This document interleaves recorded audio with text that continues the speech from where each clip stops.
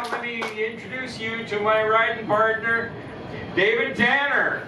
Well, howdy, folks. Well, hello, Mr. Michael. Good to see y'all. You're looking well. I feel well. It's New Year's Eve. That it is, folks. Well, hello, ladies and gentlemen. And hello. Let me start off by saying Happy New Year to you folks. Thank y'all for spending your evening here with us. We're going to have ourselves a rootin' tootin' good time.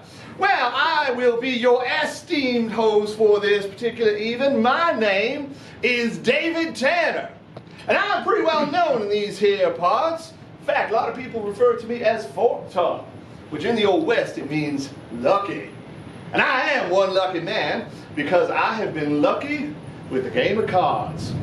Now, I didn't always start off that way. I started off humble beginnings like everybody else. I came out of my mama's belly, and according to Pappy, Mama took one look, saw how ugly I was, and she keeled over and died right there. Obviously, I made up for it in my adult life. But with that in mind, folks, Pappy and I travel these here parts. Now, Pappy never really worked a straight job, because what we did was we managed, Pappy had a talent for the cards. And old Pappy would work his way into some of the well-known card games in these parts. Some of the wealthier folk that we had in these parts, Pappy managed to work his way in, and he would pluck the pigeons, if you know what I mean. So over the years, a lot of money started coming in regularly. Pappy would play these games and win, get a lot of money, and we lived very, very well. Till one day, old Pappy, you know, there's a rule in cards. It's called bluffing. And old Pappy, let's just say he bluffed the wrong man. That man got so mad, he pulled a gun out and shot Pappy right in the belly. Now, Pappy fell over, and I went over, held him in my arms, and with his last breath, Pappy reached into his vest, pulled out his lucky deck of cards, handed it to me, and said, "Son, it's your turn now to carry on the family tradition." Now, this here is why. Let me show you something here.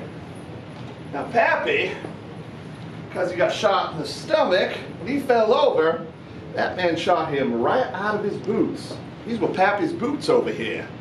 And also, got Pappy's hat right here. We keep these here as heirlooms because Pappy, as well as myself, was pretty well known in these here parts. So yeah, these stay here as kind of like a monument for old Pappy. Now, Pappy taught me well. He used to have me sit in on them card games. And what he was doing was having me pay attention to every single trick that the cards would produce.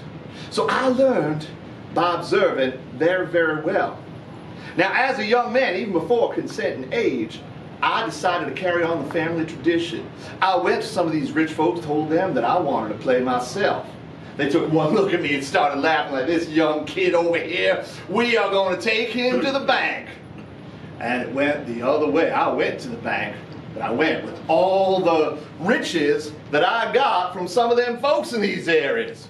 And over the years, the money started coming in for me regularly, to a point where I was able to afford myself a nice fine wardrobe, was able to enjoy the finer things in life, good eating, and of course the women. Whew.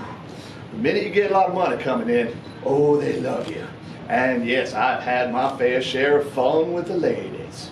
But old Pappy taught me a very important lesson that day. Now, when that man put that bull in the belly, it made me think of something right there. I will watch out for folks who bluff me. That's right. You try to bluff me, got a 6-gun right next to me, I will put a bullet in your belly.